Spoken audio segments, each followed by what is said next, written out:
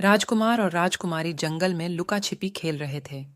सूर्य की किरणें पत्तों के बीच से छनकर आ रही थीं और पूरे जंगल में जादुई रोशनी फैला रही थीं। एक भयभीत खरगोश उनके पास आया। राजकुमार चिंतित हो गया और राजकुमारी ने उसे धीरे से शांत किया। खरगोश उन्हें एक सुनसान रास्ते पर ले गया। राजकुमार अपनी तलवार थामे आगे बढ़ा, जबकि राजकुमारी सावधानी से चल रही थी।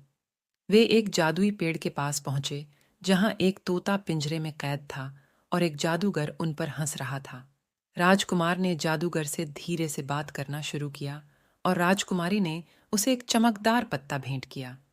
जादूगर ने पत्ते को ध्यान से देखा। उसकी टोपी फिसल गई और पिंजरे में रोशनी मंद होने लगी। जादूगर ने अपनी उंगलियां चटकाईं, पिंजरा सुनहरी धूल में बदल गया और तोता खुशी से आजाद हो गया। तोता जंगल में उड़ने लगा, जिससे प्रकाश बिखरने लगा और पेड़ और फूल चमकने लगे। राजकुमार और राजकुमारी ने जादूगर को धन्यवाद दिया, जो अब पहले से अधिक दयालु लग रहा था। वापस जाते समय उन्हें जंगल की नई चमक दिखाई दे रही थी। खरगोश कूद रहा था और तोता उनके साथ उड़ रहा था। रात में वे आग के पास बैठकर मार्शमैलो भूनते थे और तारों की रोशनी में अपने दिन को याद करते थे।